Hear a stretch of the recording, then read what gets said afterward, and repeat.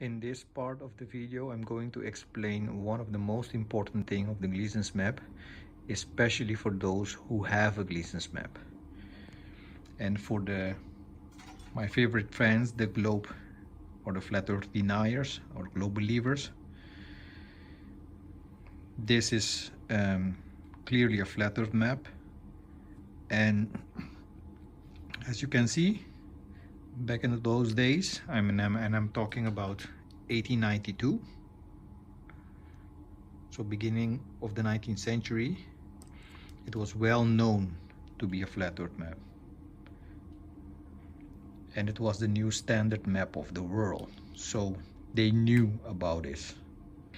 At the end of this video, you will also understand where they came with the number 23.4 degrees for the tilt of the earth, your spinning globe, if you believe in the spinning globe.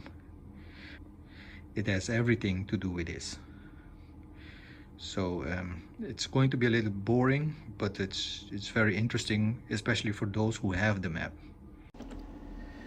Long time ago, they realized the sun moves to the north during the summer season and it moves back to the south during the winter season.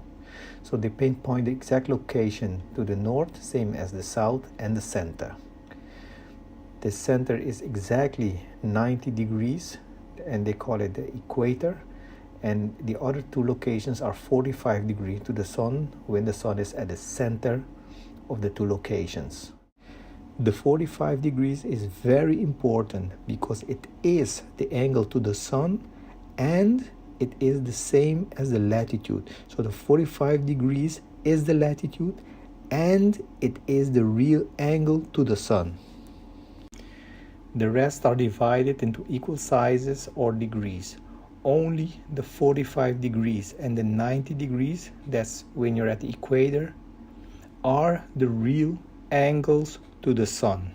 The rest are just divided between the 45 degrees and the equator, or the 45 degrees and the vertical or the y-axis. Let's go back to the Gleason's map and have a look at this. The Gleason's map is showing us when the sun is at the equator and you're looking straight at the sun, the angle is 0 degrees, or the angle between the sun and the latitudes or the base, this angle is exactly 90 degrees. 90 degrees, this angle. And when the sun moves to the north or when it moves to the south, it reaches the 45 degrees latitude lines. This is the 45 degrees latitude line. That's the one. Let me zoom in so you can have a better look. See the 45 degrees. This is the 45. So the sun reaches the 45 degrees latitude line. But when the sun is at the equator and you are on the 45 degrees, the angle is 45 degrees. The angle you're looking at the sun is 45 degrees. The angle between the sun and the base is 45 degrees. Let me illustrate this a different way. Follow me. When you are at the equator and the sun is at the equator, it is 90 degrees. You're looking 90 degrees at the sun. The angle to the sun is 90 degrees. When the sun is at the equator and you are at the latitude 45 degrees or 45 degrees south, you're looking at an angle of 45 degrees at the sun. And when you are at the 45 degrees north, you also look at the angle of 45 degrees at the sun. This is the same illustration as the drawing. At the equator, you're looking straight at the sun. The Gleason's map is very accurate, and I've noticed something very interesting. This one. Let me zoom in. That's the spot. So I decided to check how many degrees it is and to figure out what it means. This is 15 degrees, 30 degrees, 35, 36, 37 and a half degrees. And I ask myself, is it the 37 and a half, the degrees the sun moves, or is it the angle to the sun when I'm at the equator? I'm looking straight at the sun from the equator. So let's go back to the drawing board and have a look at it. The question is, the 37 and a half degrees, is it a number on the y-axis or is it the real angle to the sun? I draw both of them for you. The first one, the yellow line, is just a number on the y-axis. It's 37 and a half degrees. It crosses this line and you can project it at 24 and a half degrees on the latitude line. The second one is the green one. The green one is the actual angle to the sun. So the sun should be on this one or on the other one, on this one. This is 37 and a half degrees. The green line is the actual 37 and a half degrees if you're at the equator looking at the sun.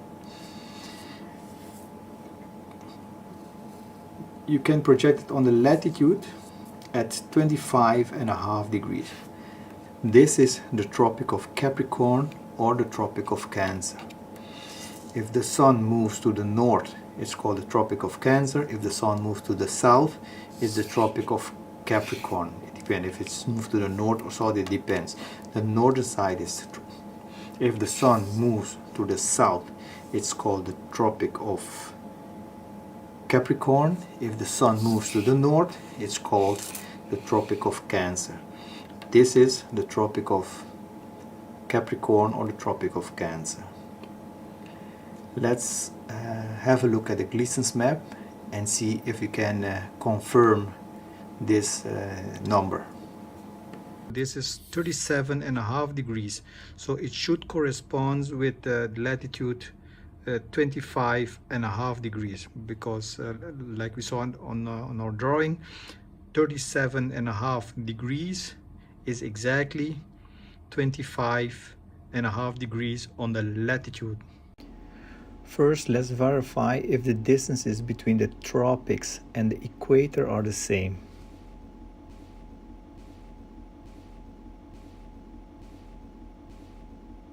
Tiny difference there. The Tropic of Cancer is 15, 20, 21, 2, 3, 4 is 24 degrees. And the Tropic of Capricorn, it's 15, 20, 21, 2, 3, between 23 and 24 degrees. There's a little distortion there. Probably caused by the printing and copying process, but this map is pretty accurate. My next question, what is the 23.4 degrees Earth tilt? Let's have a look at it and we'll get back to these numbers. The Gleason's map shows us that the sun moves between the 45 degrees latitude lines. And the Gleason deniers are telling us that the Earth tilts to the sun and back.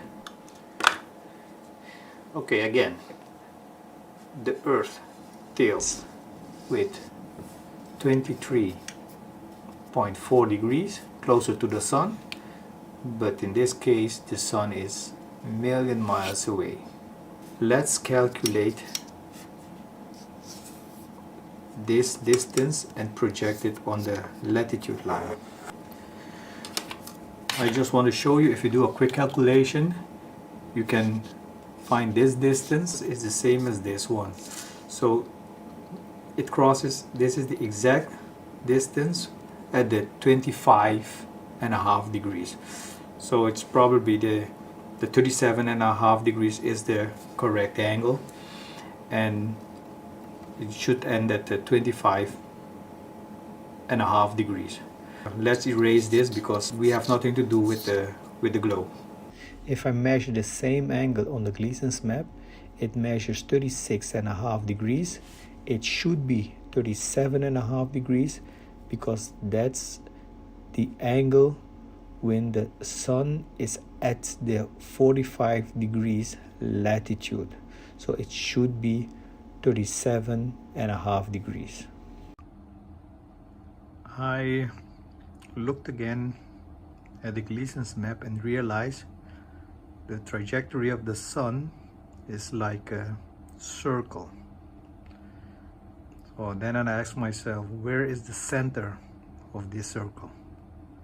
Because if it's a circle, it's perfect. Everything works in a circle. Everything. Pi, golden mean, Fibonacci, everything. If it's in a circle, it is perfect. It works. So if the sun is part of the circle, there should be a center. This is a unique pyramid within a circle.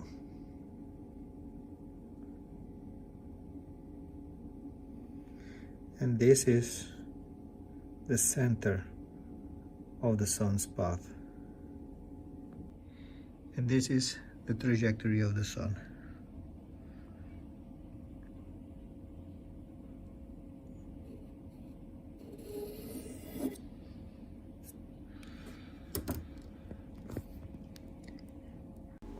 If you measure it, you will realize the sun reaches its minimum altitude at 33 degrees on the y-axis. What a coincidence. It's a very familiar secret society number, but it makes sense. If you calculate the angle of the 33 degrees line, the orange one, you will get 36.5 degrees. And that one corresponds with 26 degrees on the latitude. Yes, it makes sense.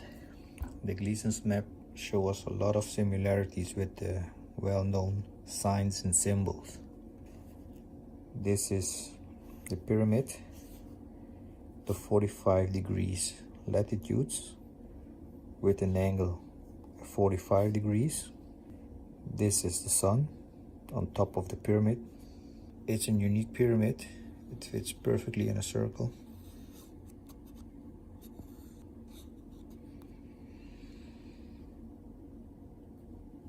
The trajectory of the sun is like this. It reaches the 33 degrees on a y-axis between the 45 degrees latitude lines. This is 33 degrees, which also explains, well, not explains, but similarities with the Freemason number 33, the highest degree, the 33 degrees of the Freemasonry, with a lot of similarities with the eye on the same level, this spot,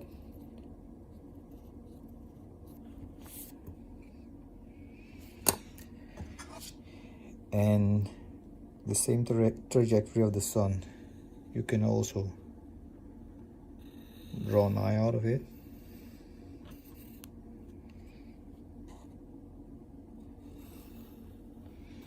A lot of similarities.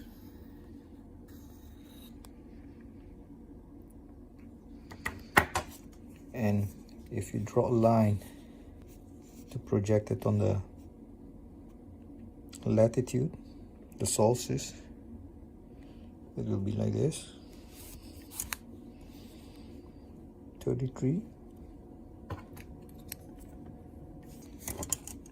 on both sides, which are also a lot of similarities with the ruler you see. And the only thing left is, of course,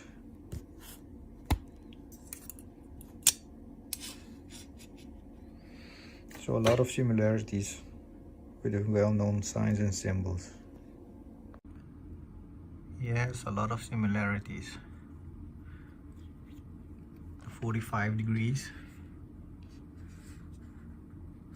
on both sides. It's a 45-degree pyramid.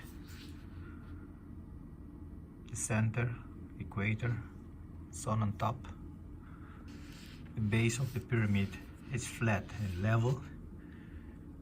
Of course, sea level. Water is level. It all makes sense. A lot of similarities with the well-known signs and symbols. And of course, you can't miss the circle compass. You can't miss it. It all makes sense. And for some of us, it never will.